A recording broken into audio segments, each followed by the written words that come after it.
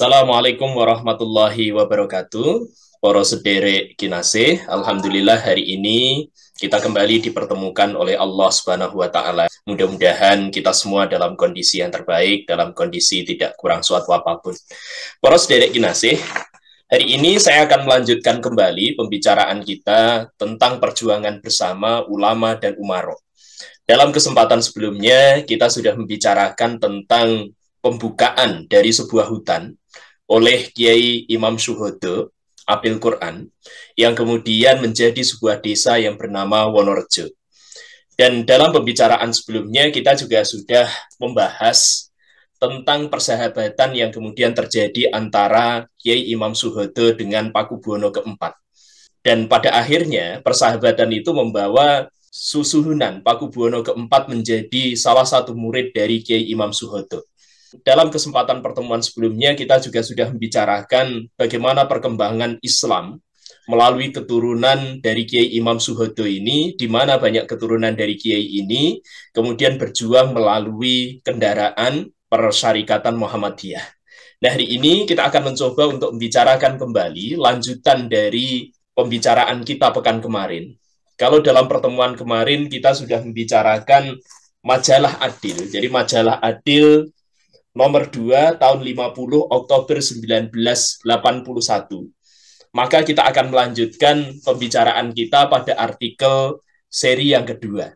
Jadi kita nanti akan membicarakan artikel yang ada pada majalah Adil nomor 3 tahun ke-50 November 1981. Ini majalah ini merupakan salah satu koleksi saya, dan majalah ini termasuk majalah yang ya karena usianya sudah sangat tua, sebagian sudah mulai mengalami kelapukan itu ya. Jadi usia majalah ini bahkan lebih tua dibandingkan diri saya sendiri, karena saat majalah ini terbit saya belum lahir. Nah, dalam pertemuan kemarin saya sempat bahas bahwa majalah Adil ini di lingkungan Surakarta termasuk salah satu majalah yang legendaris. Kenapa majalah ini bisa dikatakan majalah yang legendaris? Karena pertama, jadi majalah ini sudah ada sejak zaman Belanda. Dan beberapa kali dalam sejarah, jadi pimpinan atau dewan redaksi atau ketua redaksi dari majalah ini sempat ditangkap oleh Belanda karena kritik yang cukup keras terhadap Belanda. Jadi salah satu anggota dewan redaksinya bahkan sempat dibuang ke Bovendigul. Kemudian yang kedua, oplak majalah ini sempat mencapai ribuan. Bahkan majalah yang berita-beritanya bersifat lokal, yaitu majalah Adil ini, ternyata sempat mendapatkan pembaca dari berbagai wilayah yang ada di Indonesia. Jadi mulai dari Aceh sampai ke Papua itu ada pembacanya. Jadi bahkan di Jawa Tengah, majalah ini bersaing dengan beberapa majalah yang sudah eksis. Majalah-majalah di tingkat nasional seperti Panji Masyarakat, kemudian Pedoman Masyarakat, dan seterusnya. Majalah ini meskipun berita-beritanya lokal, ternyata diminati oleh masyarakat di luar Jawa juga. Bahkan persebaran majalah ini sampai ke Singapura. Dan ini saya kira hal yang cukup menarik itu ya. Jadi pada masanya majalah ini termasuk majalah yang cukup legendaris. Nah, hari ini kita akan melanjutkan pembicaraan kita di majalah Adil nomor 3 tahun 50 November 1981. Jadi ada satu tulisan yang terdapat di dalamnya, yaitu Perjuangan Bersama Ulama Umaro yang kedua. Susuhunan Pakubuwono IV, Pangeran Diponegoro, Kiai Syuhodo, terciptanya Wulangreh. Jadi kita akan bicarakan lebih detail apa yang sebelumnya sudah kita bicarakan. Nah, pertama, saya ingin mencoba untuk membaca. Seperti pembahasan kita pekan kemarin, saya akan mencoba membaca beberapa baris yang berasal dari majalah ini. Kemudian saya akan memberikan komentar seperlunya. Jadi mudah-mudahan komentar saya nanti akan memberikan wawasan baru bagi kita semua terkait perjuangan yang sudah pernah dilaksanakan di masa lampau, termasuk perjuangan bersama antara ulama dan umaro yang telah dilaksanakan di masa lampau sampai terciptanya satu karya sastra yang sangat luar biasa. Karya sastra yang memiliki nilai kebahasaan dan kesastraan yang sangat tinggi, di dalamnya mengandung pendidikan moral yang sangat bagus untuk masyarakat Jawa. Saya akan mulai untuk membaca isi dari naskah ini. Pada suatu ketika, di waktu malam hari, Sri Susuhunan Pakubuwono IV Surakarta berkenan datang ke Wonorejo dengan maksud melanjutkan pelajaran yang telah beliau terima dari Kiai Syuhodo serta melanjutkan sarasehan. Jadi dalam pertemuan kemarin kita sudah membahas bahwa setelah Kiai Suhodo kemudian memenangkan perlombaan tahfidz Al-Quran, menghafal Al-Quran, sejak saat itu kemudian terjadi hubungan yang intens antara sang ulama dengan sang raja. Sejak saat itu, maka kedua tokoh ini sering melakukan diskusi.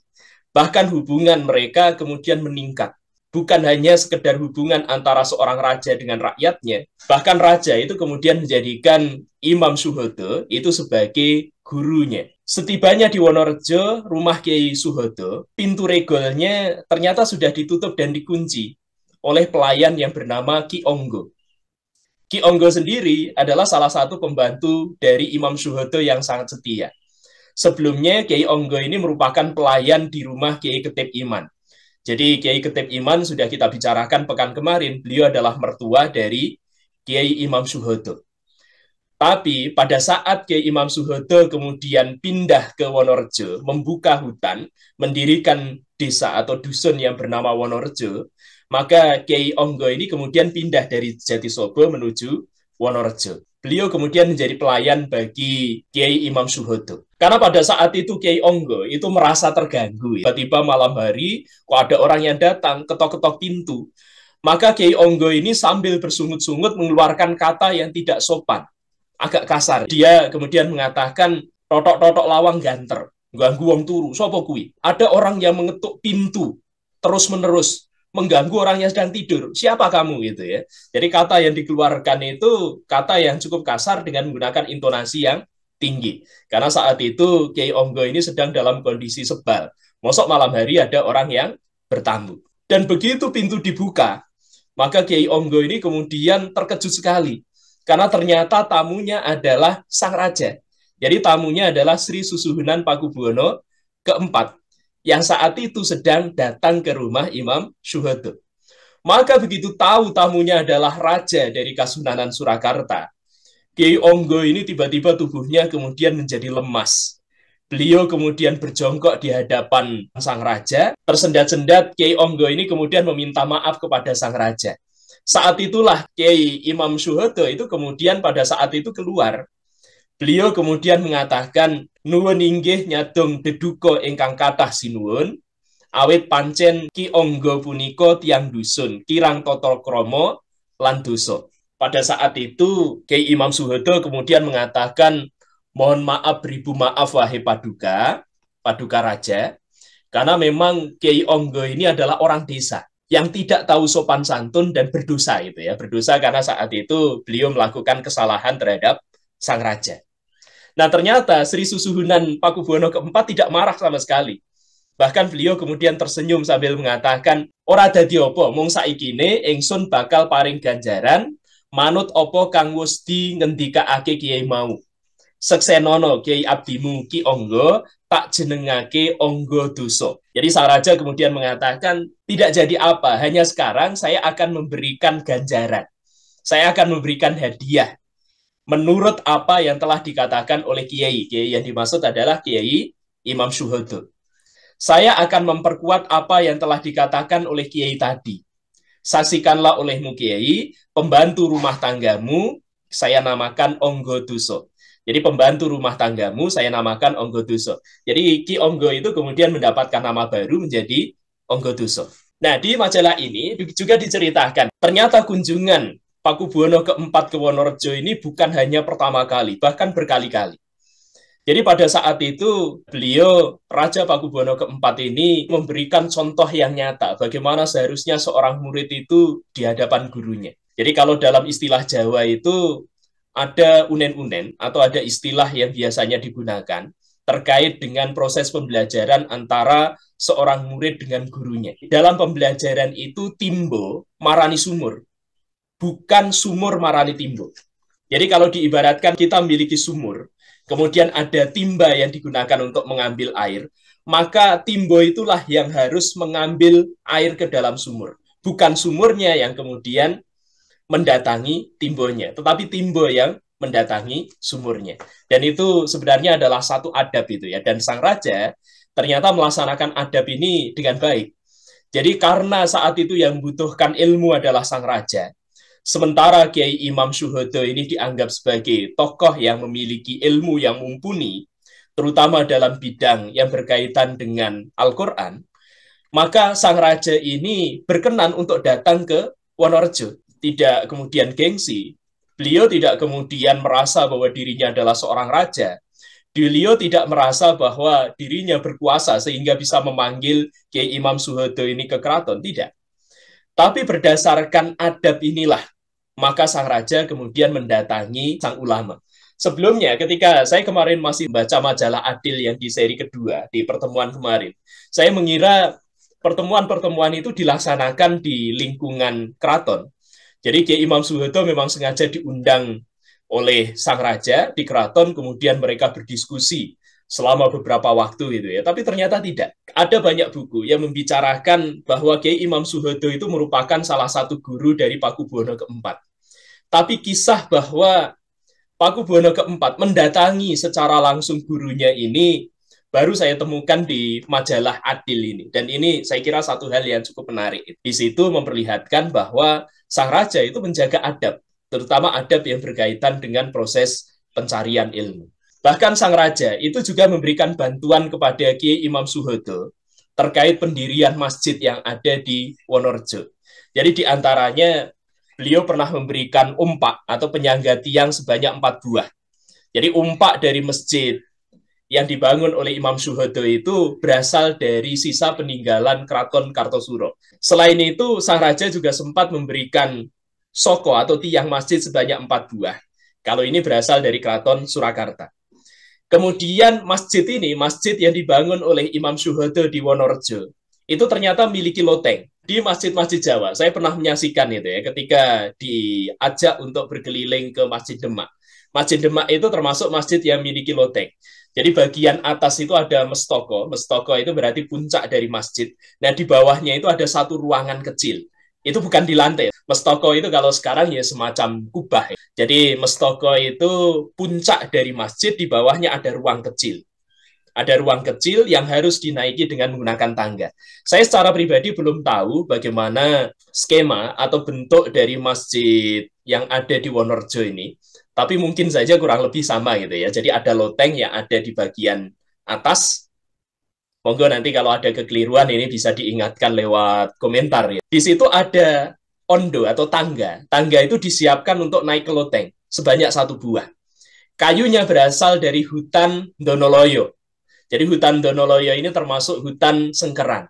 Karena yang boleh menebang kayu dari hutan Donoloyo ini hanya Keraton Kasunanan Surakarta. Dan dari hutan inilah Keraton Kasunanan Surakarta, apabila hendak melakukan perbaikan di lingkungan keraton, mereka biasanya bisa mendapatkan kayu atau bahan-bahan material yang lain. Selain itu, ada beberapa bantuan yang lain dari Pakubuwono keempat yang kemudian rusak. Yang pertama adalah kubah, yang kedua adalah mimbar, kemudian ada lampu katrol dari kaca yang memiliki 4 sumbu sebanyak 1 buah. Nah, perlu diketahui, loteng yang ada di Masjid Wonorejo inilah yang digunakan untuk pertemuan antara sang ulama dengan sang raja. Jadi sang raja ini langsung mengaji kepada Kiai Imam Soeharto. Bahkan proses kreatif penulisan Serat Wulangreh yang kemarin sudah kita bicarakan, salah satu karya sastra Jawa yang memiliki kandungan nilai-nilai yang sangat luhur, memiliki nafas keislaman yang sangat kental, menggunakan bahasa atau sastra yang sangat tinggi, ternyata diselesaikan di lingkungan masjid ini. Diselesaikan ketika berada di loteng Masjid Wonorejo tersebut. Nah, ini satu fakta baru yang saya temukan. Karena dalam banyak buku, hanya dituliskan bahwa ketika Pakubuwono keempat menulis Serat Wulangreh, beliau mendapatkan bantuan dari Kiai Imam Soeharto. Awalnya saya mengira bahwa penulisan itu dilakukan di lingkungan keraton. Jadi sang raja itu mendapatkan materi, beliau membahas persoalan keilmuan dengan Imam Soeharto, beliau kemudian mengendapkan sendiri, kemudian beliau menuliskannya. Tapi ternyata apa yang menjadi dugaan saya ini keliru. Penyelesaian dari Serat Wulangreh itu ternyata dilakukan di masjid yang ada di Wonorejo. Jadi masjid yang didirikan oleh Kiai Imam Soeharto ini. Dan ini ada juga fakta baru yang menarik. Pakubuwono keempat ternyata selalu berusaha untuk menyempatkan datang kepada gurunya setiap pekannya.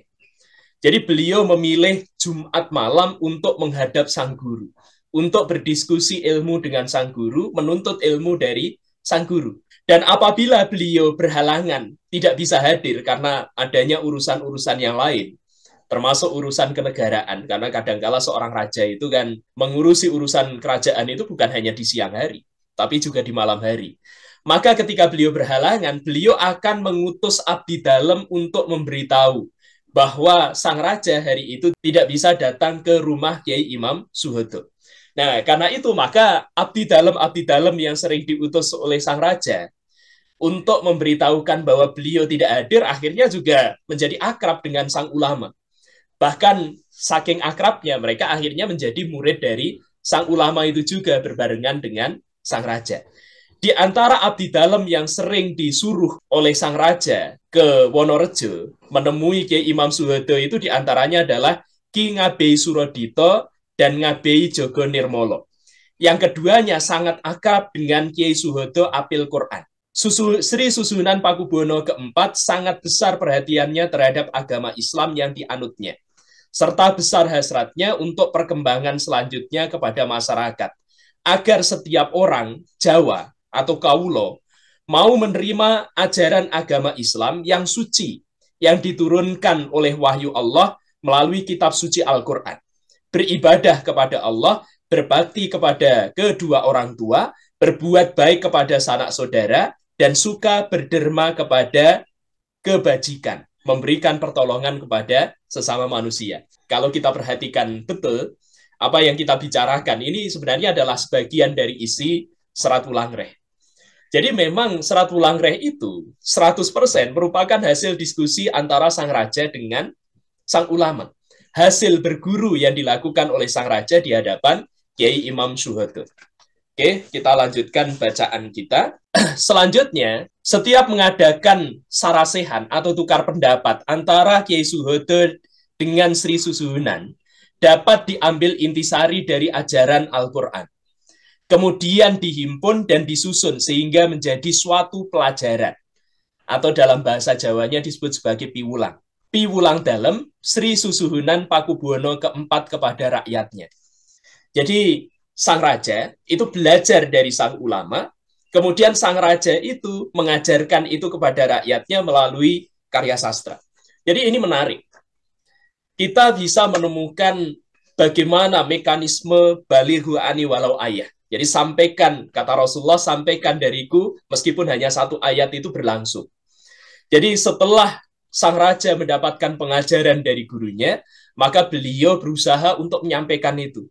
Dan salah satu metode yang beliau gunakan untuk menyampaikan itu melalui karya sastra. Karena bagaimanapun karya sastra itu pada masa tersebut bisa diterima oleh berbagai pihak. Jadi kalangan istana bisa membaca naskah yang berasal dari rajanya, sementara kalangan rakyat jelata mereka bisa mendengarkan apa yang ditulis oleh rajanya itu melalui berbagai pertunjukan. Jadi misalnya melalui seni Santisworo atau yang lain.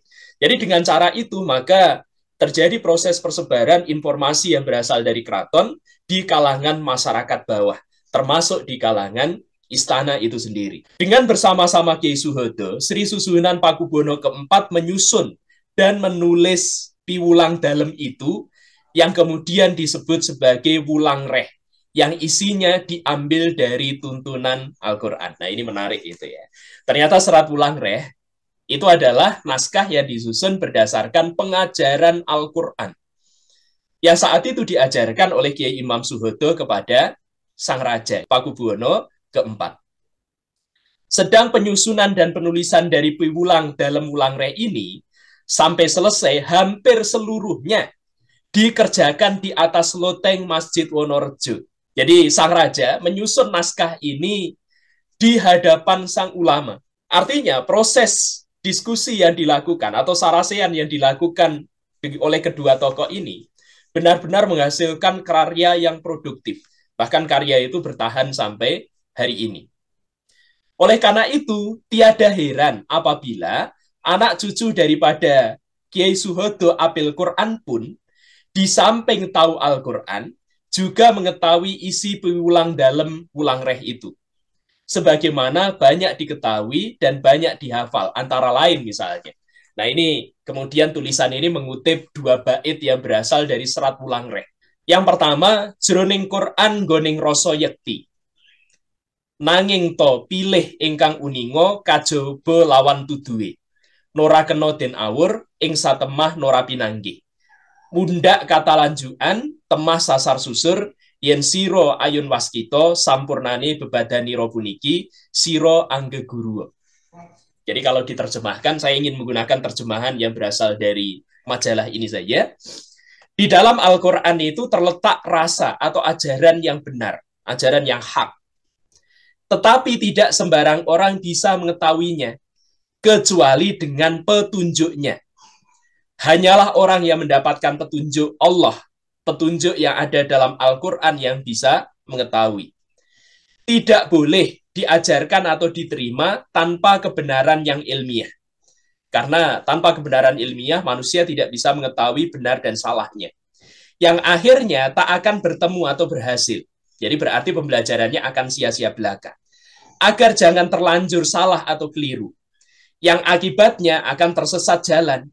Jika Anda ingin benar-benar mengetahui ilmu yakin, maka kesempurnaan badan jasmani dan rohani Anda itu, Anda harus belajar kepada guru atau orang yang berilmu.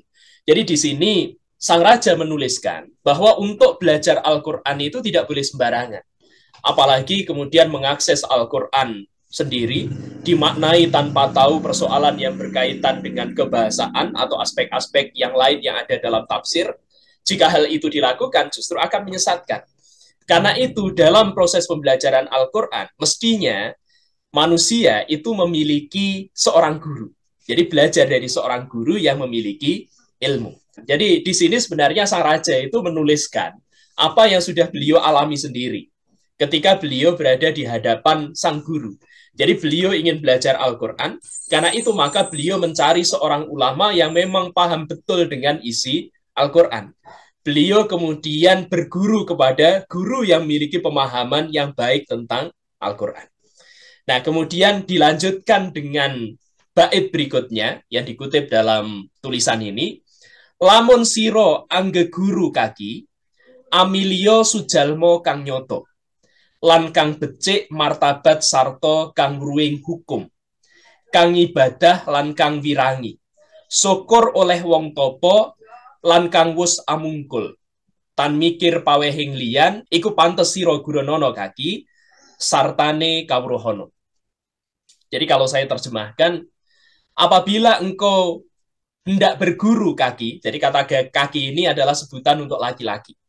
Apabila Anda hendak berguru, wahai kaki, pilihlah orang yang sudah nyata. Nyata yang ada di sini maksudnya adalah orang yang sudah terpandang ilmunya. Dan yang baik martabatnya. Martabat di sini maksudnya seorang guru yang kita pilih untuk mengajarkan ilmu kepada kita. Mereka adalah orang yang soleh. Mereka adalah orang yang baik. Mereka menjalankan agama dengan baik. Serta yang tahu akan hukum Allah. Jadi mereka paham ilmu agama. Jadi kita tidak berguru kepada setiap orang. Tentu ketika kita berguru, kita pilih-pilih. Guru yang kita ambil ilmu darinya. Kita sebagai timbo ngangsu air. Kita sebagai timba itu mengambil air dalam sumur. Maka sumur itu harus sumur yang jernih. Sumur yang bersih. Maka ketika kita mencari ilmu dari seorang guru, guru itu harus memiliki pengajaran yang sempurna. Dia memahami agama, dia melaksanakan agama itu dalam kehidupannya, dan kita belajar pada orang yang melaksanakan ilmunya. Kemudian saya lanjutkan makna dari apa yang kita bicarakan tadi, yang ahli ibadah kepada Allah Subhanahu wa Ta'ala, dan yang meninggalkan segala perbuatan dosa. Nah ini bagian dari serat wulang reh. Jadi kalau kita maknai gitu ya, berarti mencari guru itu tidak boleh sembarangan. Karena guru yang menjadi tempat kita belajar itu adalah guru yang akan mengantarkan diri kita sampai kepada Allah. Tentu kita tidak boleh sembarangan. Nah, sang raja itu kemudian memberikan beberapa batasan. Di antaranya yang pertama, saya ulangi gitu ya, dari makna yang tadi sudah kita bicarakan. Yang pertama, pilih orang yang nyata. karena dia memang memiliki ilmu. Jadi memiliki ilmu yang mendalam. Kemudian yang kedua, harus orang yang soleh. Kemudian yang ketiga, dia tahu hukum Allah, dia tahu hukum agama. Kemudian yang keempat, dia ahli ibadah. Dan yang kelima, dia orang yang meninggalkan segala perbuatan dosa. Jadi dia adalah orang yang wiroi, dia orang yang hati-hati menjaga diri agar tidak terjebak dalam perbuatan dosa. Kemudian masih ditambah lagi, syukur kalau mendapatkan orang yang petapa. Jadi orang itu yang menjadi guru kita, itu harus mampu mengendalikan hawa nafsunya. Dan masih ada lagi tambahannya. Tidak memikirkan pemberian orang lain. Maksudnya dia tidak meminta upah ketika mengajar, atau pemberian lain yang mengikat. Itu pantas Anda belajar kepadanya, wahai kaki. Jadi di situ ada tambahan. Jadi tambahannya apa? Jadi ketika kita mencari guru, maka cari guru dari orang yang sudah merdeka. Mereka tidak lagi memikirkan hal yang sifatnya duniawi. Jadi orang itu ketika mengajarkan ilmunya, mereka tidak meminta upah. Mereka tidak meminta bayaran. Jadi orang-orang yang semacam ini adalah orang-orang yang sudah terlepas dari kecintaan atau kerakusan terhadap dunia. Dan mereka bisa melupakan dunia itu karena memikirkan akhiratnya.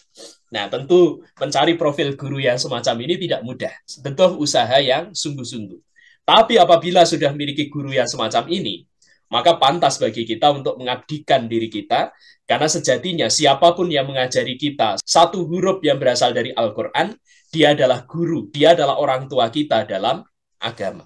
Jadi itu adalah syarat-syarat yang diajukan atau batasan-batasan yang diajukan oleh Pakubuwono keempat dalam mencari guru. Dan rupanya Pakubuwono keempat ketika menerapkan batasan-batasan terhadap seorang guru yang bisa diambil ilmunya ini, beliau juga menerapkan itu kepada sang guru itu sendiri, yaitu Kiai Imam Soeharto. Artinya dalam pandangan beliau, Kiai Imam Soeharto saat itu benar-benar beliau adalah orang yang mumpuni dari sisi keagamaan. Beliau adalah orang yang soleh, beliau memahami hukum Allah, beliau juga orang yang wiroi. Beliau berusaha untuk meninggalkan perbuatan-perbuatan yang diselimuti oleh hawa nafsu atau dosa atau kekeliruan itu ya. Dan beliau juga orang yang dalam dirinya berkumpul watak petapa. Jadi sudah mampu mengendalikan hawa nafsunya. Dan sang guru ini adalah guru yang jauh dari bubut dunia. Guru yang jauh dari kerakusan atau kecintaan terhadap segala sesuatu yang bersifat duniawi. Selain itu, sang guru ini juga tidak mengharapkan apa-apa. Jadi Kiai Imam Soeharto itu tidak pernah mengharapkan, oh saya ini adalah guru dari sang raja, maka pantas bagi saya untuk mendapatkan keuntungan tertentu, karena sudah mengajarkan ilmu dari sang raja. Tidak sama sekali. Jadi beliau tidak pernah meminta apapun kepada sang raja. Lantas bagaimana bantuan-bantuan yang diberikan sang raja kepada desa atau dusun Wonorejo ini? Jadi apapun bantuan yang diberikan oleh sang raja, itu sebenarnya memang menjadi kewajiban sang raja sebagai Panotogomo. Beliau adalah pengatur urusan yang berkaitan dengan keagamaan. Selain itu, ketika beliau memberikan bantuan, termasuk bantuan-bantuan yang diberikan kepada masjid dan seterusnya, itu juga merupakan tanda bakti seorang murid kepada gurunya. Jadi sama sekali sang guru, yaitu Kiai Imam Soeharto, itu tidak mengharapkan apapun dari sang raja. Oke, saya kira itu ya pembicaraan kita pada kesempatan kali ini. Mudah-mudahan bermanfaat. Kita bisa mendapatkan hikmah dari masa lampau. Setidaknya dari pembicaraan singkat kita sudah belajar tentang beberapa adab. Terutama adab ketika kita mencari ilmu. Adab seperti apa yang harus kita terapkan kepada guru kita. Karena bagaimanapun, guru yang mengajari kita satu huruf dari Al-Quran, mereka adalah orang tua kita dalam agama. Jadi mudah-mudahan pembicaraan kita kali ini bisa memberikan manfaat yang nyata bagi kita. Kita bisa mendapatkan inspirasi bagi kehidupan kita, dan mudah-mudahan tindakan-tindakan yang kita laksanakan akan lebih tertata. Sehingga kita menjadi insan yang pantas untuk mendapatkan janahnya Allah Subhanahu wa Ta'ala. Billahi taufiq wal hidayah. Wassalamualaikum warahmatullahi wabarakatuh.